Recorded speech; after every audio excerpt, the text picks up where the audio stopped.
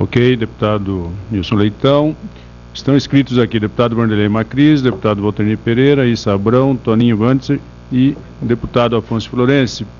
Pediu para falar como líder da bancada aqui que tem. Tudo bem, seguindo então a ordem. Deputado Vanderlei Macris. Senhor presidente, senhor ministro, demais convidados, senhores e senhoras deputados. O debate hoje aqui ele é importante até para a gente formar um juízo de valor sobre de que forma esse processo está sendo encaminhado. Depois de um turbilhão de denúncias, onde o Brasil está sendo chacoalhado, o Brasil está sendo olhado pela sociedade brasileira como atora de um processo de mudança, na minha opinião, que com certeza vai se dar a partir de agora.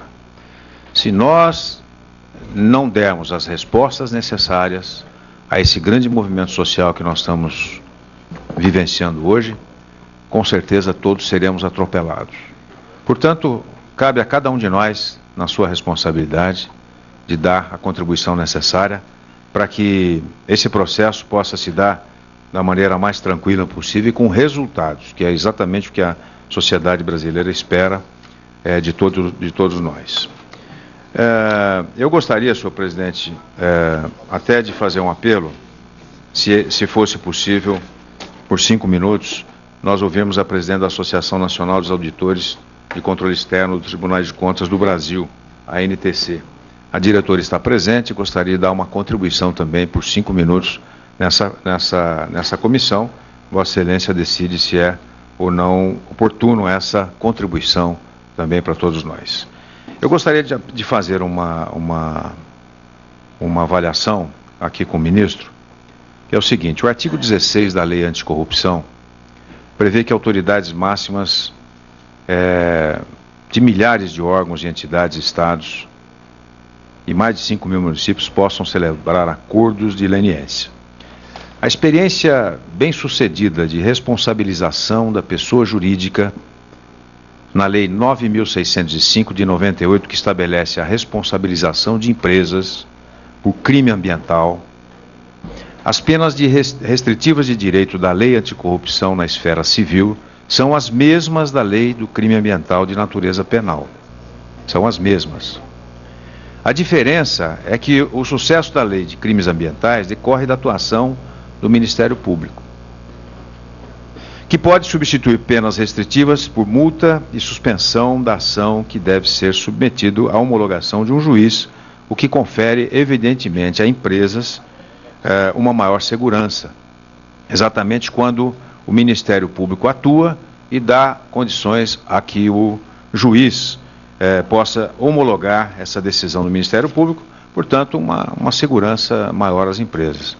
Diferentemente, como iniciei a minha fala, da Lei Anticorrupção, que prevê que autoridades máximas, nesse decreto, mais de 5 mil municípios possam celebrar acordos de leniência com empresas que ficarão sujeitas a um ambiente de extremo risco, já que, em geral, os próprios gestores estão envolvidos em atos ilícitos nas licitações, conforme disse aqui meu colega que acabou de que me antecedeu. Nilson Leitão. Muito obrigado, deputado. Apenas no Poder Executivo Federal, os acordos devem ser celebrados pelo órgão de controle interno de cada estado.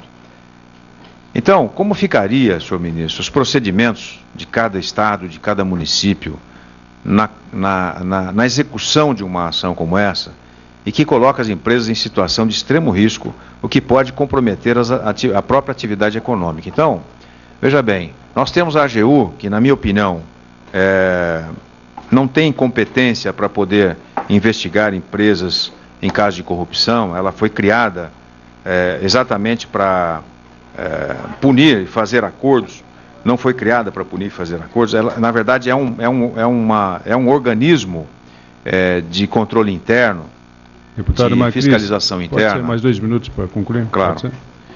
Então, veja, nós temos aí hoje uma situação de extremo conflito, né? Então, a pergunta que eu faço ao ministro é uma dessas. Como ficariam nessa lei, nesse decreto elaborado, estados e municípios na questão dos acordos de leniência? E mais, uma das questões, senhor presidente, que fica cada vez mais clara é que a AGU, na minha opinião, que não foi criada para isso, ela não está preparada para poder encaminhar um processo de tamanha envergadura. Vossa Excelência acha que está? Ou que há necessidade de readequar a AGU para que esse caminho seja trilhado?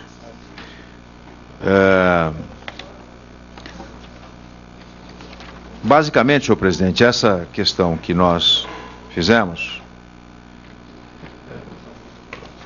diz também um outro fato que eu acho importante na questão da Lava Jato. Várias empresas assinaram em 2014 termo de leniência com o Ministério Público, no qual também assinou o delegado de Polícia Federal.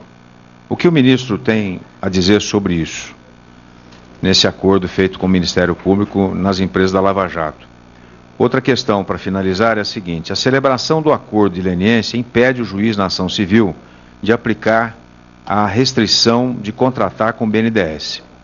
Pergunta que eu faço à Sua Excelência é o seguinte: isso é razoável? Seria o acordo de leniência um meio de garantir acesso aos empréstimos do BNDES, que de 2008 a 2014 recebeu 500 bilhões do Tesouro Nacional? É uma outra questão que eu gostaria de fazer. E para finalizar, uma pergunta também ao Dr. Júlio Marcelo, quando ele diz contradição da própria finalidade da lei, temer a punição. Eu achei interessante, quer dizer, é a armadilha que o Brasil vai parar, caso inclusive específico da Delta. Nós não entendemos assim. Eu tenho a impressão que as empresas devam ser punidas dentro de uma lógica legal, capaz de poder finalizar, não só na questão das multas, mas nas penalidades, a aplicação da lei, evitar se manter contrato com o Estado, enfim, eu entendo que isso tudo é razoável ser debatido e discutido, mas não é absolutamente, não se dá como contradição o fato de as empresas serem punidas e, portanto, a armadilha que o Brasil vai parar, como diz o Dr. Júlio, eu acho que é bastante razoável essa afirmativa e até gostaria que ele desse mais detalhes sobre isso. Muito obrigado, senhor ministro. Okay. Obrigado, presidente. Encerro aqui minha manifestação.